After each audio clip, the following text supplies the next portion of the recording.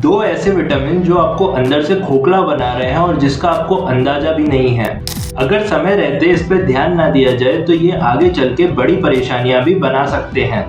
इस वीडियो में मैं आपको बताऊंगा कि कौन से वो दो विटामिन हैं जिसकी डेफिशिएंसी से आपके शरीर के अंदर लगातार थकान, हड्डियों का कमजोर होना, बालों का लगातार झड़ना, मूड स्विंग्स, डिप्रेशन, एंजाइटी जैसी परेशानियां होना और इतना ही नहीं, कई बार आपके हाथ पैरों में अगर जैसे चींटी काटती है या हाथ पैर सुन्न पड़ जाते हैं तो उसका इलाज भी इस वीडियो में मैं बताऊंगा। सभी का स्वागत है योगा विद प्रखर में और बिना किसी देरी के चलिए वीडियो को शुरू करते हैं। अगर आपके शरीर में लगातार थकान रहती है, नाखूनों का कलर ब्राउन हो रहा है, स्किन पीली पड़ रही है, बार बार मुंह में छाले होते हैं, मूड स्विंग्स रहते हैं, डिप्रेशन में आप रहते हैं, इतना ही नहीं इसके अलावा अगर आपके हाथ पैरों में चींटियां जैसा काटती हैं तो आप सावधान हो जाइए, आपको B12 की कमी हो सकती है। असल में B12 का काम होता है नर्वस सिस्टम को स्मूथ बनाना, DNA को रिपेयर करना या फिर ब्लड सेल्स को डेवलप करना। अब इसको ठीक करने के लिए आप दूध, दही, छाछ ये ले सकते हैं। ब्रेकफास्ट में आपको sprouts, wheat grass juice include कर लेना है। शाम के टाइम आपको एक मुट्ठी भुने हुए चने खाने हैं।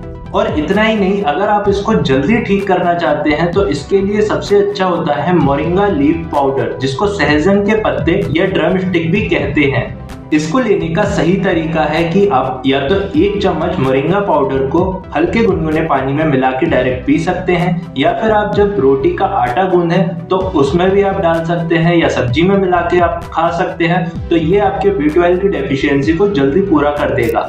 अब बात करते हैं अगली बीमारी, जैसे हड्डियों का कमजोर होना, बैक पेन रहना, इम्यूनिटी का वीक हो जाना, या फिर आपको डिप्रेशन जैसी फीलिंग रहती है, लगातार आपके शरीर में जॉइंट पेन यानी कि आर्थराइटिस रहता है, क्रैम्प्स आते हैं या हेयर फॉल बहुत हो रहा है, तो समझ जाइए कि आपको विटामिन डी की डेफिशिएंसी हो सकती है।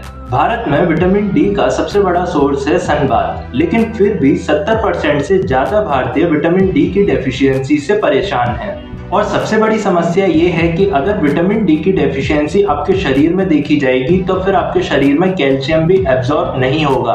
मतलब जिनको विटामिन डी की डेफिशिएंसी होती है उनमें कैल्शियम की मात्रा भी कम हो जाती है। अब समझने की बात यह है कि सन से डायरेक्ट हमको विटामिन डी नहीं मिलता, वहां से मिलता है विटामिन D3 जो हमारे लिवर और किडनी के थ्रू एक्टिवेट होता है और फिर विटामिन डी में कन्वर्ट होकर हमारे शरीर में जाता है।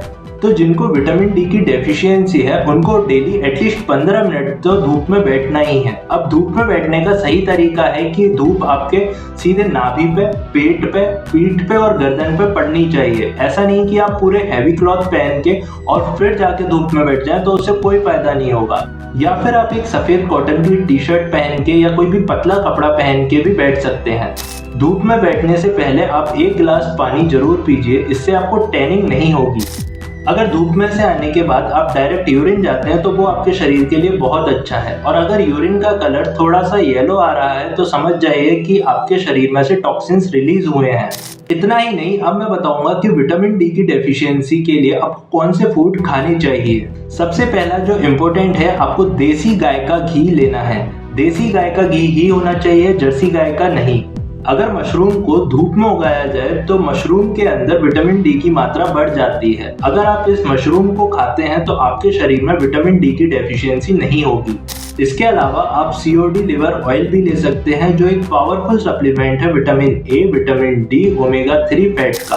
तो दोस्तों, अगर ये वीडियो आपको हेल्पफुल लगी तो इसको ज्यादा से ज्यादा शेयर करिए अपने फ्रेंड और फैमिली के साथ और कमेंट में मुझे बताइए कि अगली वीडियो आप कौन से टॉपिक पर चाहते हैं। तब तक के लिए नमस्कार।